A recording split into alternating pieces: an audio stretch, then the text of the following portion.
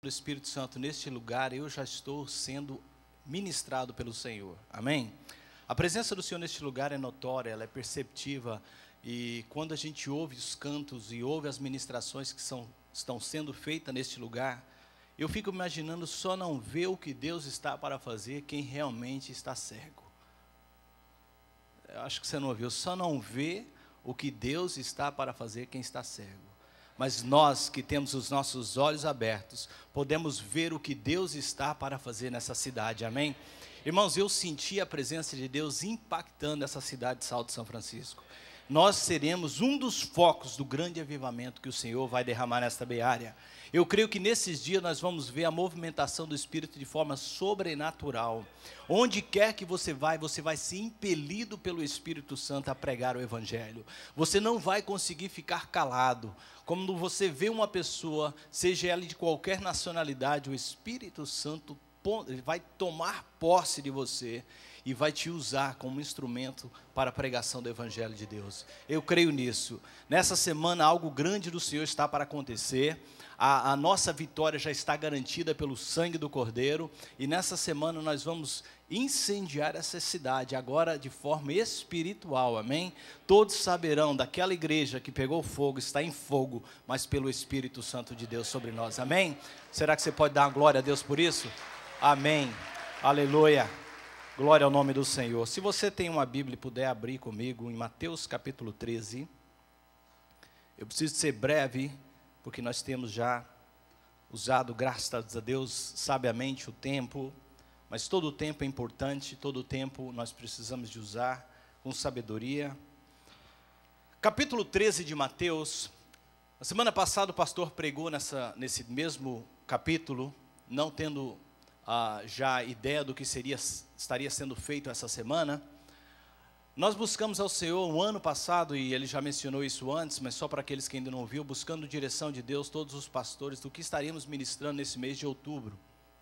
E é lindo saber como o Espírito Santo de Deus, onisciente, que sabe todas as coisas, nos tem dado direção ano após ano. Nós temos visto que realmente Deus tem um cuidado muito especial com a sua igreja, um cuidado muito especial com cada um e com a palavra que é ministrada.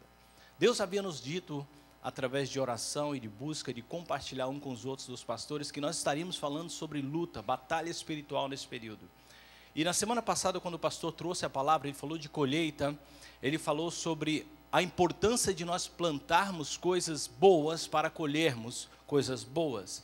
Ele falava sobre o que nós plantamos é o que nós iremos colher, e ele profeticamente declarou aqui deste púlpito que nós estamos em um mês de colheita. E eu quero perguntar, quantos creem nisso? Amém?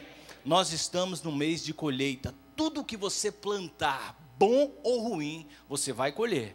Mas nós queremos de forma positiva, plantar algo bom em nossas vidas, na nossa igreja, no nosso ministério, e nós cremos que neste mesmo mês nós vamos colher, amém? Nós estamos diante de algo muito lindo da parte do Senhor. A palavra de Deus diz em Eclesiastes que aquele que olha o tempo e o vento, espera o tempo certo, nunca planta. Se você está olhando para as circunstâncias, para crer, através dos seus olhos físicos, se este é o tempo, você vai ficar para trás, você vai perder. Eu quero que você creia nas palavras que estão sendo profeticamente dirigidas deste púlpito para a sua vida.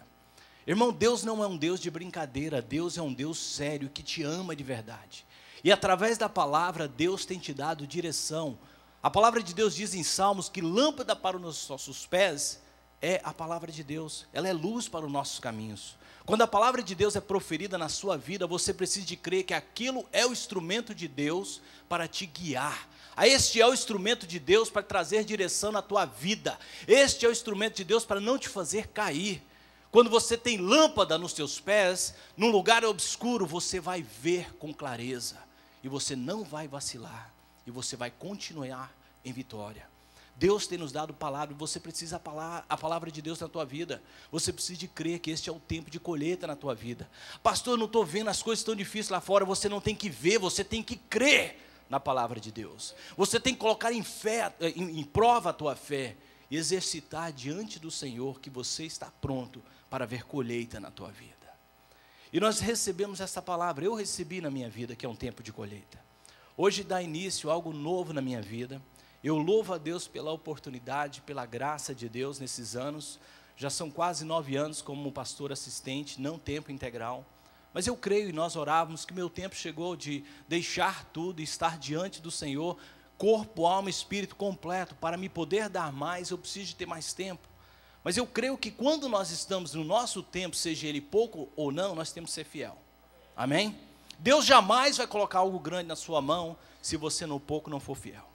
Creia nisso, se você almeja algo da parte do Senhor, naquilo que Deus tem te dado hoje, que seja em 10 minutos, seja fiel. Porque Deus não é um Deus inconsequente. Deus sabe exatamente como trabalhar.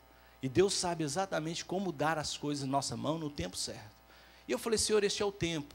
Para muitos é um tempo de dificuldade, para mim é o tempo da oportunidade. Para mim é o tempo de Deus. E eu falei, Senhor, eu quero mais de Ti na minha vida.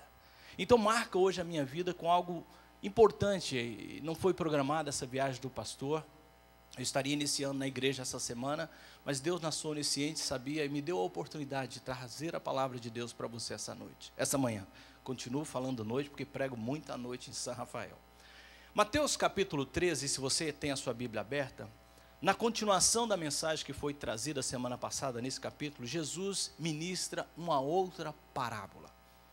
É interessante porque nós ouvimos várias parábolas de Jesus e a gente acha elas maravilhosas, sábias, mas você sabia que até as parábolas de Jesus foram estratégias? Quando Jesus iniciou seu ministério, o primeiro ano de Jesus nós podemos chamar que é o ano da popularidade. Jesus pregava, as coisas estavam acontecendo, Jesus era alguém que falava direto, o sermão da montanha era algo que Jesus ministrou e as pessoas ficaram impactadas com a clareza, com a serenidade, com a beleza, e ninguém proferia palavra nenhuma como aquele homem. E isso percorreu por todos os lugares, e o primeiro ano foi um ano de muita popularidade da parte de Jesus. Jesus não fez uso de grandes parábolas no primeiro ano, Jesus falou abertamente.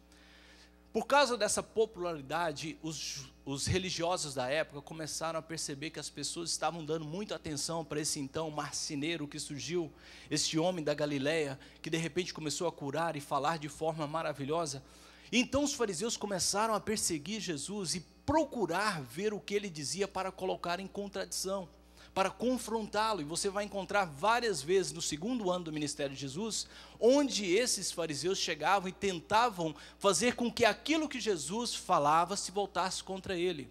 E foi um ano muito difícil para Jesus, mas o Espírito Santo, irmãos, quando está sobre a nossa vida, é algo extraordinário. Foi um ano que Deus usou Jesus sendo usado pelo Espírito, porque ele se esvaziou, mas usado pelo Espírito Santo de Deus, falou coisas maravilhosas, a sabedoria de Deus veio sobre ele, naquela mulher que estava para ser apedrejada, no batismo de João Batista, e coisas tremendas que Jesus, ao invés de responder a esses, transferiu a pergunta de voltas para eles, e eles ficaram confundidos, porque tamanha era a sabedoria de Jesus. Mas foi um ano de muita perseguição, o segundo ano de ministério de Jesus. Jesus tinha uma missão a cumprir, e Jesus precisava de continuar a sua missão. Quando nós, irmãos, estamos sendo perseguidos, eu quero que você entenda isso, não é tempo de parar. Amém? Talvez Deus vai te dar novas estratégias, talvez Deus vai te dar uma sabedoria nova, mas não é tempo de se calar. Jesus é um grande exemplo disso, porque no terceiro ano, Jesus, sabendo dessa perseguição dos fariseus tentando confundir as pessoas que estavam ouvindo a sua mensagem, Jesus então fez o seguinte: vou usar uma linguagem que este povo conhece e esses fariseus não sabem o que é, a linguagem deles, vou falar em parábolas. E a parábola, irmão, ela tem esse fundamento, ela tem essa ideia de falar uma verdade usando os recursos daquele povo, daquela nação. Talvez para nós, hoje, nós precisamos de uma segunda tradução da parábola, né? Nós não viemos da agricultura, alguns de nós não vieram da agricultura. E quando Jesus fala de alguma dessas parábolas, quase que nós precisamos de uma interpretação, não só da parábola, mas também daquilo que Jesus está falando, porque não é comum para nós. Mas nós precisamos de entender que para aquelas pessoas, para aqueles ouvintes, era exatamente algo que eles captavam a mensagem. Então, no terceiro ano, é o ano das maravilhosas parábolas de Jesus. Quando você perceber isso na Bíblia, lembre disso, fala, Jesus está usando um recurso para confundir aqueles que não precisavam de ouvir a mensagem, mas que a mensagem chegasse ao ouvido daqueles que precisavam ouvir. Eu oro a Deus que você seja um instrumento nessa noite que queira ouvir